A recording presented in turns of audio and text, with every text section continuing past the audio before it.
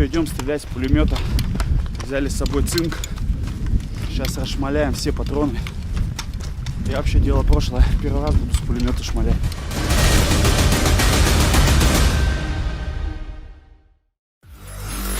Пулемет Калашникова модернизированный ПКМ.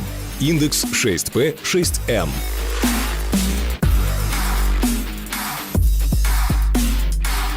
Пулемет является мощным автоматическим оружием и предназначен для уничтожения живой силы, огневых средств и воздушных целей противника.